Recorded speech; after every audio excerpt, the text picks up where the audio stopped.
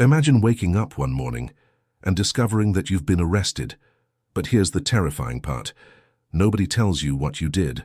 Nobody explains the charges, and nobody seems interested in giving you an answer. That is the nightmare at the heart of Franz Kafka's The Trial. The story follows Josef K, an ordinary bank employee who wakes up to find two mysterious officials in his room.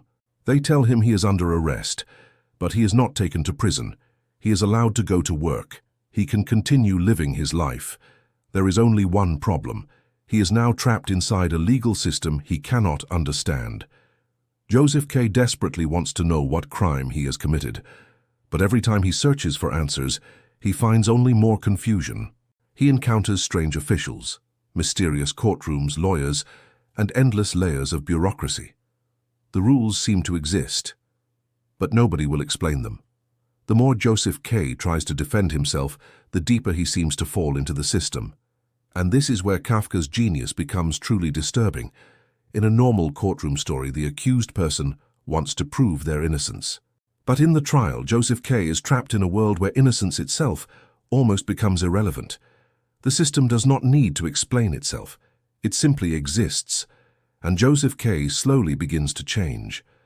At first, he is confident. He believes the whole thing must be a misunderstanding. Surely if he finds the right person and asks questions, everything will be resolved. But the system is designed to keep him searching. Every answer creates another question. Every door leads to another hallway. Every attempt to escape becomes another step deeper into the nightmare. And perhaps the most frightening thing is that the court is everywhere. It is hidden in offices, in corridors, in conversations, in rules nobody remembers creating. Kafka creates a world where power belongs to people who don't need to explain themselves. And that makes the novel feel strangely modern. Because haven't we all experienced moments when we felt trapped inside a system?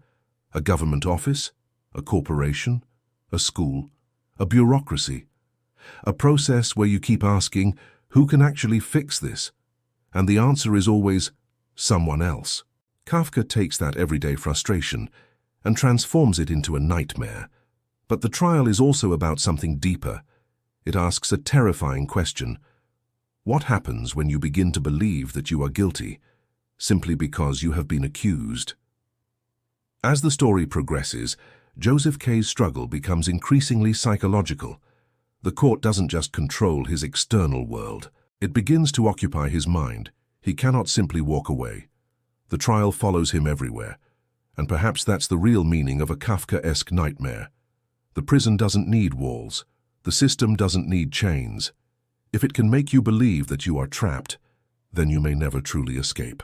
Kafka never finished the trial during his lifetime.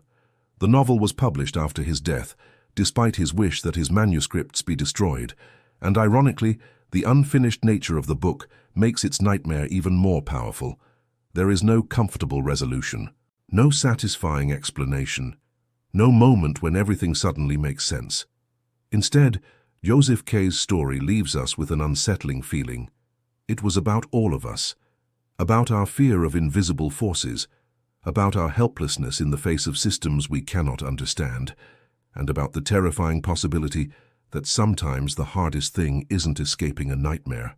It's realizing that you may never discover why you were trapped inside it in the first place. That is why Kafka's The Trial still haunts readers today, because its most terrifying question isn't, are you guilty?